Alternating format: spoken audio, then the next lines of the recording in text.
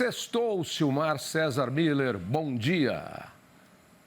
Sextou, meu caro Otávio, muito bom dia aos nossos amigos do Terra Viva. Pediu carona hoje não, né? Porque eu não olhei. Não, né? Não, hoje não. Então tá bom. Não, porque eu não olhei lá as mensagens. De repente você me pediu, você já ia me dar uma bronca, um puxão de orelha agora. Não deu tempo, estava fazendo outras coisas. Bom, vamos começar aqui pelo mercado. Commodities agrícolas, economia, o que temos? Bom, vamos começar aqui pelo mercado financeiro, o dólar caindo, né?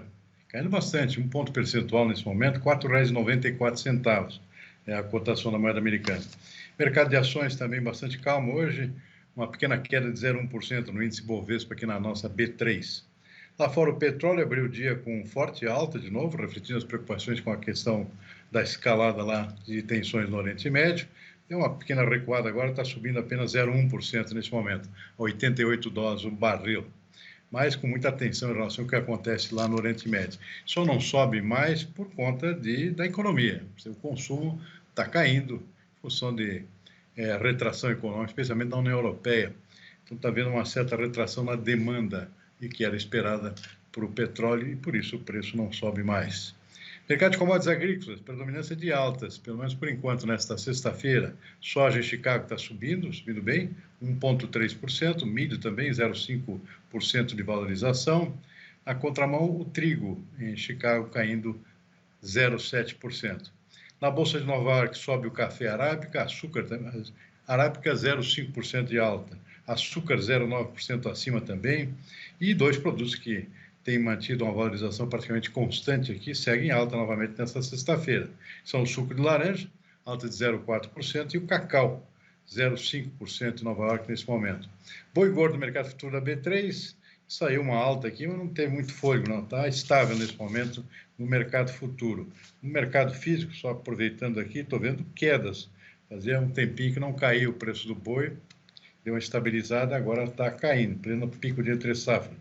Cuiabá, uma queda de 0,5%, R$211 arroba. Campo Grande, capital do Mato Grosso, uma queda mais forte, 2,1% para R$220 arroba. Acho que o boi perdeu um pouco do fôlego, tá vendo? Infelizmente. Infelizmente, tinha dado um arranque aí, a gente estava até comemorando aqui para o mercado futuro, mas parece que perdeu um pouco o fôlego aí. Vamos aguardar. E essa previsão aí de queda na safra de trigo do Paraná? Bom, é clima, né? O clima não está ajudando a safra de trigo desse ano. O trigo está com uma situação bem complicada. Nós tivemos uma safra recorde no ano passado, se beneficiando aqui do próprio mercado internacional, a questão da guerra da Ucrânia, isso elevou muito os preços do trigo. Então tivemos um ano muito bom ano passado e esse ano tudo ao contrário. O clima não está ajudando, tem perdas na safra do Rio Grande do Sul, que já está em início de colheita, e agora no Paraná também, que ia bem até algumas semanas atrás, aí começou a chover demais, novas revisões para baixo lá na safra paranaense, estava até parecendo que seria uma safra recorde esse ano, esperava aí 4.600.000 toneladas inicialmente, depois houve um corte já para 4.300 e agora um novo corte para 3.860.000 toneladas. Então tem uma queda forte aqui de cerca de 700.000 toneladas em relação ao que se previa inicialmente. É muito trigo perdido por conta de clima lá no Paraná. E clima gera doenças nas plantas também que contribuem para a queda na produtividade.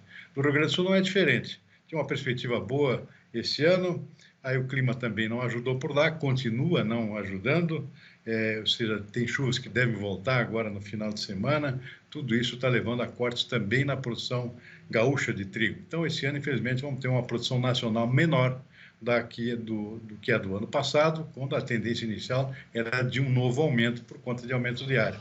Então está aí, infelizmente, o trigo e sofrendo duplamente o produtor de trigo. Primeiro, que está perdendo produção na lavoura. Segundo, porque o preço está lá embaixo e não mostra muitos sinais de reação. A única novidade positiva agora é que começam os leilões da Conab, agora dia 31, terça-feira que vem, para tentar remover um pouco de excesso de trigo que existe no mercado. São os leilões de PEP e de PEPRO, são as siglas dos diversos programas, para vender para o governo, para os estoques do governo. E a outra opção é financiar a estocagem para tentar esperar um aumento do preço lá na frente e vender mais tarde. São dois instrumentos de garantia dos preços mínimos, mas não se sabe se vai atingir o objetivo desejado, porque os recursos liberados para esse fim ainda são insuficientes para o tamanho da safra brasileira mesmo com quebra. Mas só para ter uma dimensão do prejuízo no preço, além da lavoura, Tavinho, o preço no mercado nesse momento está em R$ 1.130 a tonelada. O preço mínimo, que é o mínimo do custo da produção, é 1.460.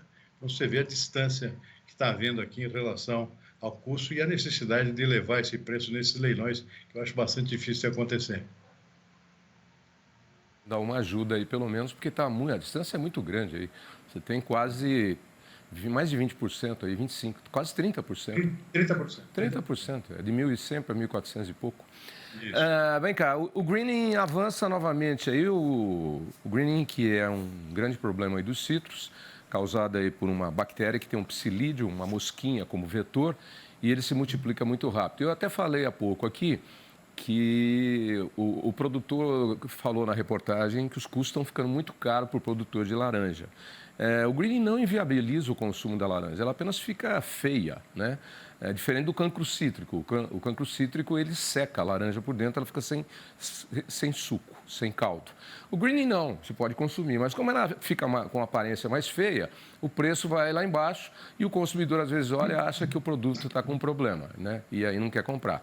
Mas é perfeitamente utilizada na indústria de sucos. Agora, os pés de greening têm que ser erradicados, porque a propagação dele é muito rápida e, com o tempo, ele favorece também o aparecimento de outras pragas e doenças, porque ele tira o sistema de defesa da planta e, quando você está vulnerável por uma coisa, você fica vulnerável por mais coisas. Então, é um problema sério o do greening, não é um negócio nosso, é uma coisa que veio de fora, mas realmente é um grande problema para os grandes laranjais aqui de São Paulo e Minas Gerais. Pois é, Tavinho, é um fenômeno, o greening que, é bom lembrar, destruiu literalmente os laranjais da Flórida, né? Região que concorre com o Brasil no mercado de suco de laranja. E o que não foi destruído pelo greening lá na Flórida foi destruído pelos furacões. Os mais recentes aqui foram o furacão Ian, lá no fim do ano passado, e o Idália, mais recentemente. São a sucessão de furacões que acabaram praticamente com a produção de citros e praticamente de laranjas na Flórida, né? Destruiu praticamente. Não se colheu quase nada na última safra, foi colhida no final do ano passado, início desse ano. Isso ajudou a dar uma explodida aqui nos preços do suco de laranja, né? Beneficiando o Brasil, que vem exportando, se beneficiando já desde o início do ano e continua agora com preços bons na exportação. Mas o Brasil também tem problemas de ter começado o atual ciclo aqui, 23, 24, começa em julho, com estoques muito baixos, porque o Brasil ficou praticamente sozinho sustentando o mercado internacional com o seu suco de laranja.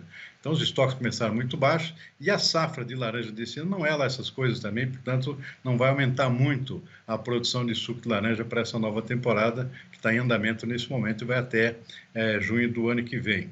Então, pouco suco no mercado e os preços explodiram, né? Continuam em alta, né? Já estavam assim. Só que agora estão atingindo patamares inimagináveis, né? Quase $4 por libra-peso. Esse é um preço recorde dos recordes, ou seja, nunca houve um preço tão elevado por conta dessa conjunção. E agora uma nova ameaça, que é essa que a gente está vendo na matéria, o Brasil também enfrentando problemas com o greening. Pode piorar ainda mais a situação e está ajudando a alimentar mais essa alta dos preços do mercado internacional. Uma situação já bastante complicada em função lá da questão da Flórida. Para a Flórida tem até uma perspectiva de uma retomada da produção agora na próxima safra, que começa agora no final do ano, mas é muito pouca laranja ainda, simplesmente um início, uma tentativa de recuperar a produção depois do desastre dos últimos anos, mas não vai mudar muito o cenário, então nós vamos continuar possivelmente durante todo o ano que vem ainda com preços muito altos para o suco de laranja.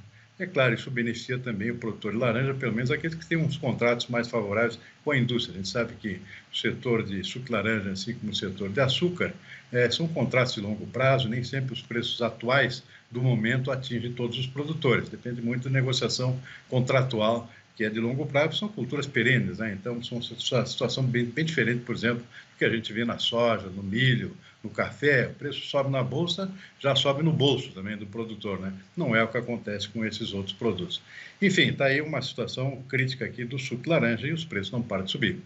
Ok, Silmar. E acho que a notícia do dia hoje são os números do IBGE divulgados aí sobre o censo brasileiro, né? Porque esses números servem para fazer políticas públicas, servem para fazer investimentos necessários, dão um balizamento e fazem uma radiografia ou tomografia da população do Brasil por idade, nível econômico, instrução, nível de educação. E isso,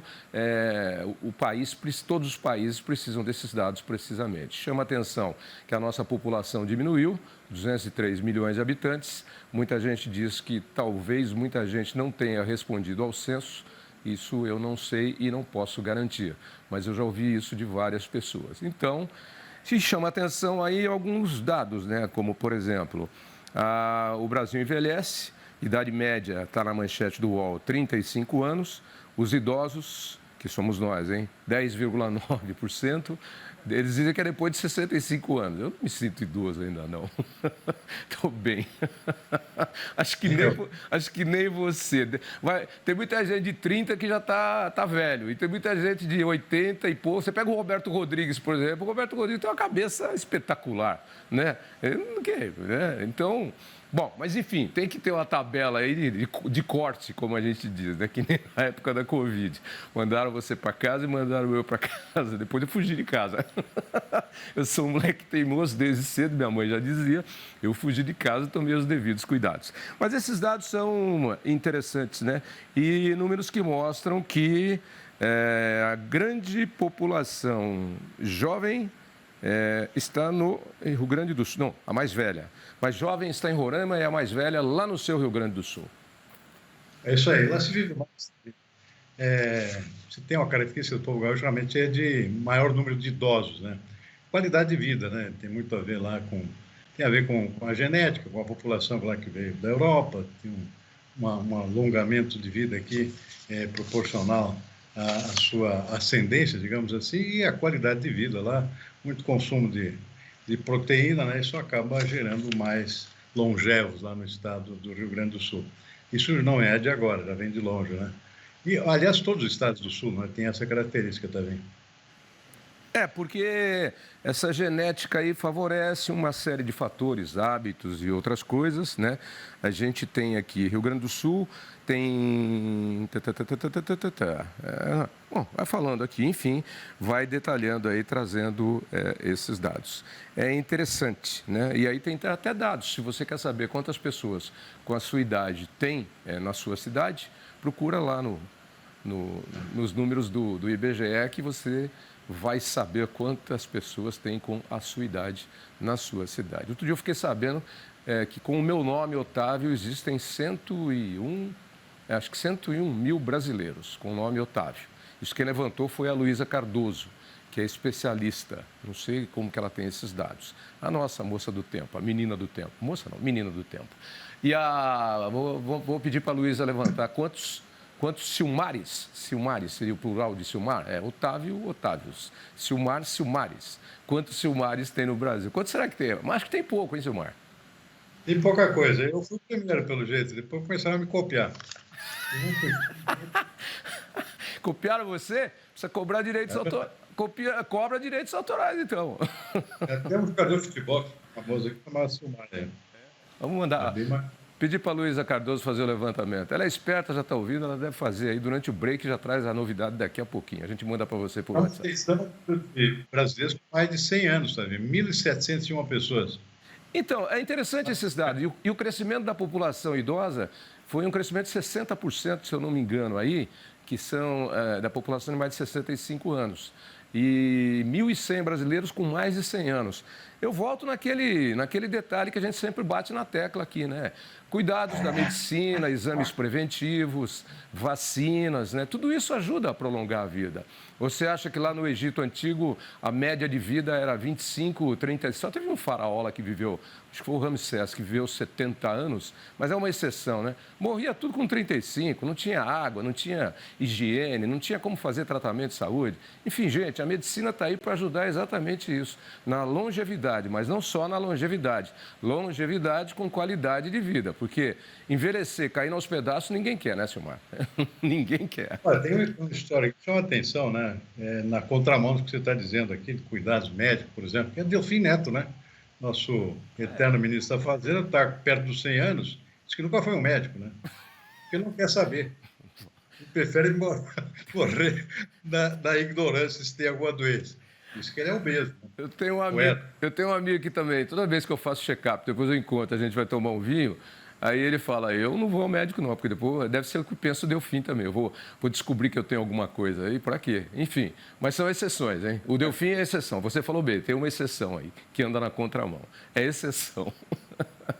Outra é minha mulher. Também não vai? Não. Epa. Não quer saber. Check-up, né? Aqui na nossa equipe, alguém aqui não quer saber de check-up, de exame médico? Levanta a mão. Não, aqui vai todo mundo. Aqui, ó, redação, corpo técnico aqui, o pessoal vai fazer exame, vai tudo, né? O João pegou Covid recentemente aqui, o meu diretor, ficou uma semana de molho lá, fez o teste, cuidou direitinho. Não, aqui ninguém levantou o braço, Silmar. Então ficamos aí com o Delfim, a sua mulher e o meu amigo lá, que também já está na faixa etária nossa aí e também não se acha idoso, não. Tá bom? Muito bom também. Boa tarde, bom final de semana. Até segunda-feira. Tá, ótima sexta. Um bom vinho, que o bom vinho ajuda o coração, ajuda o pulmão, ajuda a desentupir as artérias, não em exagero, né? Sempre cuidadosamente. Essa semana eu tive numa premiação da... É um conjunto brasileiro de premiação para vinhos nacionais. Olha, a gente tem grandes vinhos nacionais produzidos, inclusive, lá no seu Rio Grande do Sul, Minas Gerais, entendeu? Que estão aí com altíssima qualidade, ganhando grandes medalhas em concursos internacionais, inclusive. Vinho brasileiro que passou a constar aí da relação dos vinhos, dos concursos internacionais, e esse concurso especificamente, que é o pessoal do Wine Weekend, que eu estava lá na quarta-feira, esse concurso agora passa a trabalhar em conjunto também como certificador para o grande concurso de Bruxelas. Então, é o crescimento e expansão do nosso vinho brasileiro. Tem um Pinot Noir, inclusive, um Pinot Noir que é maravilhoso, viu? A propósito, eu acho que uma das características exatamente que explicam essa maior longevidade dos gaúchos é exatamente o consumo de vinho. É um dos itens que contribui. Que é herdado aí dos imigrantes europeus, né? Que tem esse hábito por natureza. Café da manhã de italiano, hoje em dia eu não sei mais, né? Mas antigamente era um pedaço de pizza que ele levava para a fábrica e um bornalzinho com algum vinho lá que ele tomava. Toda a faixa meridional da Europa ali, Espanha, Portugal, França, Itália, é onde estão os mais longevos da Europa, por exemplo. No caso do consumo de vinho, Grécia também. Consumo de vinho, exatamente. É isso aí, vamos lá, um bom vinho sempre. Ok? Meu pai que dizia. Vinho é uma bebida saudável, salutar, ele dizia. Tanto que na Europa, meu pai que era filho de italianos, tanto que na Europa ele é considerado alimento e a taxação de impostos dele é baixa. Aqui no Brasil é exagerada porque consideram o vinho bebida alcoólica. Esse é um grande trabalho de todos os produtores, entidades, e para que se revise essa questão do imposto cobrado sobre o vinho, que é diferente de outras bebidas. Ok? Bom final de semana, bom vinho. Está vindo, até segunda, bom vinho. Até segunda.